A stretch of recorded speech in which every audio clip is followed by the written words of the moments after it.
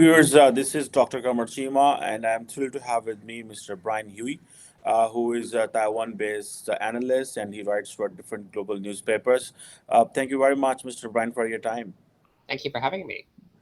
So, Mr. Brian, the important discussion is obviously these days is about what's going on here in Taiwan, and we wanted to listen from you. So, how do you see the Chinese aggression on Taiwan, particularly when Nancy Pelosi's visit was there?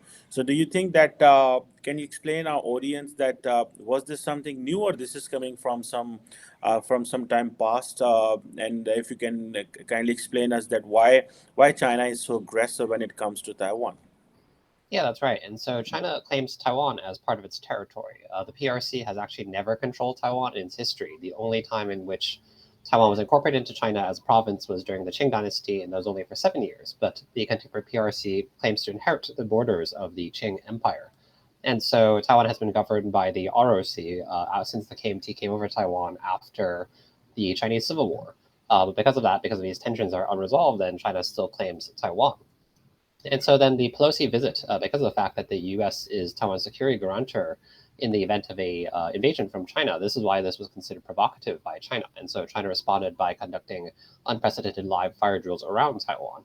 These drills took place closer to Taiwan than during the third Taiwan Straits crisis. China also fired a missile that passed over Taipei, although technically the missile was more in outer space. And so it is clearly an attempt to show intimidation, though it technically was not really passing over Taipei in the sense of a kind of aerospace missile or that sort of thing. And so this is why there's a very strong response. But in general, in past years, one has observed this kind of ramping up of Chinese aggression towards Taiwan. For example, last year around the time of Chinese National Day, which is commemorated on October 1st, China escalated its air incursions into Taiwan's air defense identification zone, the airspace around Taiwan, in which an aircraft identified itself for security purposes to near daily occasions, if not daily on many occasions. And so as a result, there has been this kind of escalation in general in the past few years.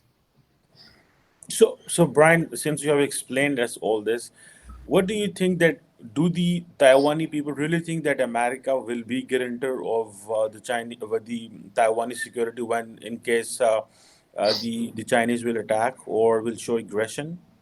It's a really good question because historically America has been committed to strategic ambiguity, not actually making clear what course of action it would take in the event of a Taiwan contingency. There have been calls now, for example, for strategic clarity from some voices, particularly Republicans in the U.S., hawkish on the issue of China. And so there's some people in Taiwan that would actually welcome this, having a much firmer, more concrete U.S. commitment to Taiwan. But then I think particularly after the invasion of Ukraine, there's more discussion of what would actually happen in the event of an invasion of Taiwan. For example, in Ukraine, the U.S. did not get directly involved, provided arms to Ukraine, but didn't actually get involved itself. And so there's discussion, is that what the U.S. would do regarding Taiwan? And the U.S. has tried to reassure that its relation to Taiwan is different than its relation to Ukraine. That, for example, it has economic interests in Taiwan that does not have in Ukraine. For example, that's why you do have visits such as the Pelosi visit. But then I think some people would find that still unreassuring. They would not be reassured by that. Hmm. So, Mr. Brian, how do you see that in case of an armed conflict, don't you think the Taiwanese people believe that because here in Pakistan and other parts of this region, we believe that when we talk about Taiwan, we talk about development, we talk about technology, we talk about, let's say, growth.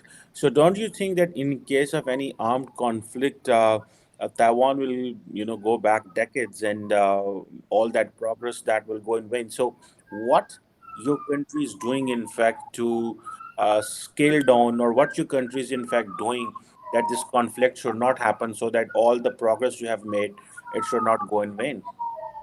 Yeah, that's right. So this is a big question. I mean, I think Taiwan has suffered, for example, in the past 100 years, there have been, for example, fire bombings during World War II and so forth, that destroyed infrastructure. I think that really today, people that hope for peace would try to avoid that. But in that sense, it is actually an interesting development that, for example, global economic integration is to the degree that China itself is reliant on Taiwan for semiconductors. And so China itself would try to avoid disruption to the infrastructure in Taiwan that its own economy is reliant on, its own supply chains are reliant on.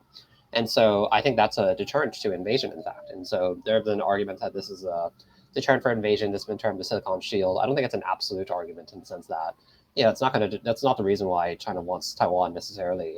It's not going to stave off the Chinese threat forever.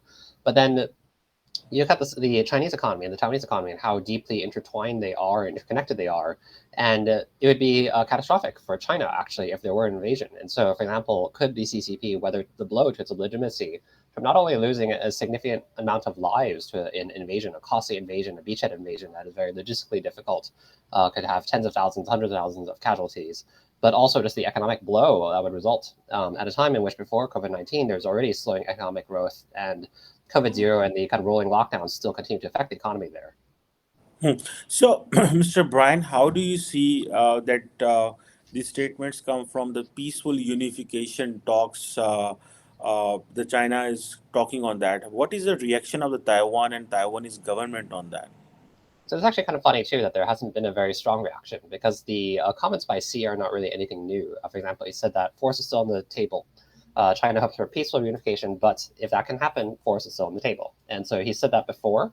A few years ago, on the kind of anniversary of this famous letter that was issued to China back in the kind of heyday of communist China, he did actually say that force was on the table, and this was actually more. It was a newer rhetoric at that point in time, so it was a stronger reaction. And the reaction of the Chinese people was actually to rally behind the current leader, Tsai Ing-wen, who saw a uptick in her approval rating after those statements.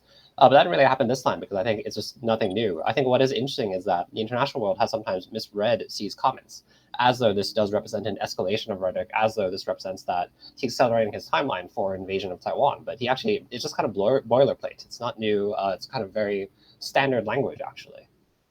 So at the end, what we have heard is that many Taiwanese officials are saying that China could threaten a war in 2023 to force the talks. So do you think that this argument that China can threaten a war so that the Taiwanese government gets ready for the talks with China, do you think that there is some meat in this argument?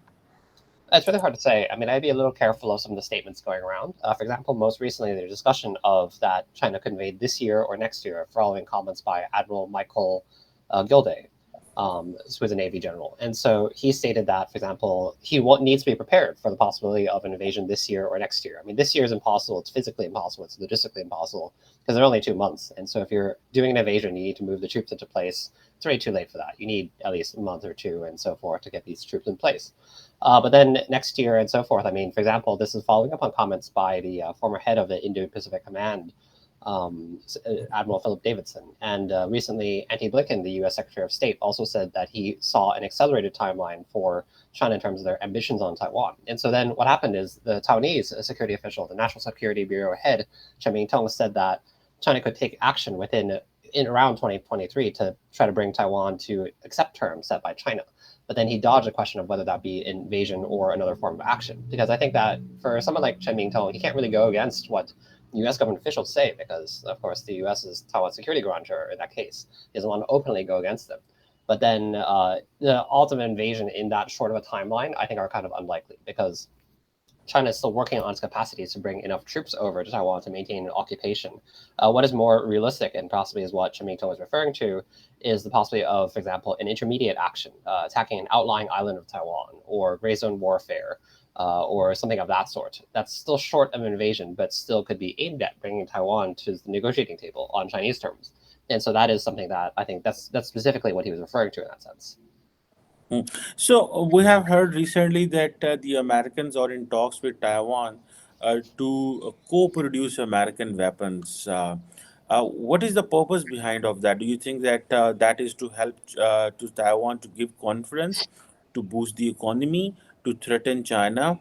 So what do you make of this?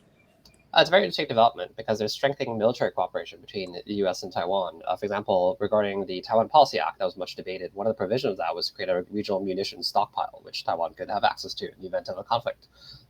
There's always that U.S. arms are sold to Taiwan, but there's kind of a push and pull going on behind the scenes between Taiwan and the U.S. at present regarding, for example, what is the preferred way of staving off China?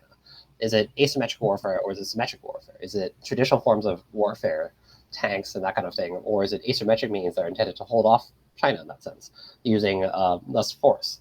And so these are better for different kinds of operations. For example, deterring an invasion versus deterring gray zone warfare, or for example, waiting for another power in the region to intervene, whether that is the U.S. or Japan or whatever, or holding it off yourself indefinitely. And so there's kind of push and pull, but perhaps what cooperation is intended to suggest is that there's ways to work on it together, and that maybe this allows for more negotiation or compromise or discussion. I think in general, then there's also critiques in Taiwan of, for example, the U.S. selling arms to Taiwan, but then they're not necessarily what Taiwan itself uses its defense needs as necessary for its defense. But then the U.S. will think that Taiwan has needs that it tries to kind of position what arms it sells to Taiwan based on its own assessment of Taiwan's needs. And so there's kind of this kind of disagreements there. So I think cooperation could perhaps help with that. So, with all that developments going on, how much there is a support of the Chinese Taiwanese people with the Taiwanese government, and what kind of thoughts, issues the Taiwanese people face when they face that the war is looming around them? So it's actually very interesting because a lot of this kind of military exercise and so forth doesn't have a large reaction among the population because of the fact that there have been decades of this. People are kind of inured to it. They're quite used to it. And so even with the missile that was fired over Taipei, I mean, that's very new. That's never happened before. Or these live fire drills that are so close to Taiwan. This did not actually lead to a strong reaction. So I think it's one of the interesting aspect of it.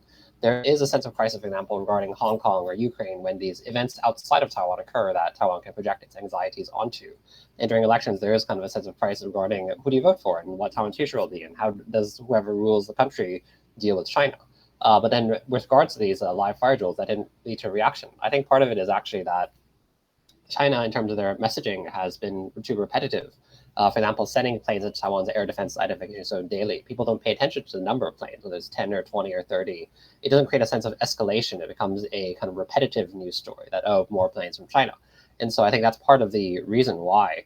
But life goes on, and people are actually focused much more on the domestic elections, the midterm elections, which are set to take place on November 26th.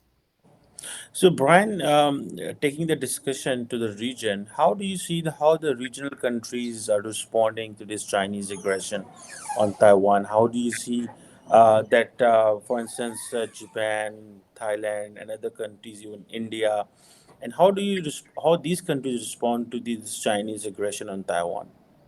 Yeah, so I think that's an increasing question going forward, how other countries respond. Japan is the one that is talked about the most within Taiwan because historic relations between Taiwan and Japan. Taiwan was formerly colonized by Japan, but the ruling Democratic Party, the Progressive Party, enjoys close ties with Japan. And so, for example, you did have the Vice President William Lai visiting Japan for the funeral of Shinzo Abe, the assassinated Japanese Prime Minister. You have seen Japanese delegations visiting Taiwan recently. There's talks of, for example, increased cooperation, maritime cooperation, that kind of thing. That idea is floated periodically because Japan is actually, for example, Okinawa, regardless of the U.S. troops there, it is Japanese territory, and it is actually closer to Taiwan than the rest of the Japanese archipelago. And so Japan would actually be quite nervous in the event of an invasion of Taiwan. And so I think Japan is obligated to respond in that sense. But then it also is a question then what other countries in the region respond. I mean, Taiwan has not focused as much outreach militarily or geostrategically regarding Southeast Asia, which I think is unfortunate. I mean, there's a lot of talk of building a stronger, for example, economic cooperation with Southeast Asia through the New Southbound policy to reduce over-dependency of the economy on China. But then in terms of this kind of geostrategic cooperation, it's a little difficult. I mean, particularly there are a lot of Southeast Asian countries that are ruled by military regimes that are close to China and would be more aligned in terms of values, let's say, with China. But then in terms of, for example, Australia, that's another factor. For example, Australia has now signed this nuclear sub deal with the US and the UK and so forth, AUKUS. And there's a debate about the Chinese influence within the country. How does Australia position itself in that? I mean, there's a recent statement by a former prime minister of Australia dismissing Taiwan as a concern entirely, and that was criticized by in some circles, but that does reflect some views. And so I think that's kind of an other uncertain value. But I think then Taiwan has historically focused its outreach on a very limited set of countries. And I think that's its own detriment, particularly focusing on the US and putting all of its eggs in one basket there. And so I think there needs to be more consideration of, for example, Southeast Asian countries. So, Brian, one last question from you. Mhm. During all these tensions, how do you see that the Taiwan's defense budget has increased, decreased, or it's freezing? Yeah, I mean, they're called to increase the budget, and this is something the U.S. has wanted for a long time for Taiwan. The U.S. has also wanted Taiwan to lengthen the mandatory military draft for male members of the population to 1 year. It is currently 4 months because you can't actually learn that much in 4 months. And so there's that. Now it's basically now or never regarding some of these military reform efforts because this is the time in which you do have to take steps and you do have the political mandate to take steps. But particularly for the DPP or the ruling DPP, the party that's currently in power, it must might be a electorally unpopular move because people don't actually want to fight in the army and etc. Or they don't necessarily want more budget going to the military because the perception that this is actually what raises the odds of conflict. And so people are conflict averse in that sense. But then that might prevent these steps for taking military readiness to prevent conflict from actually breaking out in that sense. Yes, there's this is a very complex situation which is in the region, and there's so many questions around us. Thank you very much, Brian, for your time and speaking for my channel. Thank you. Thank you. Enjoyed it.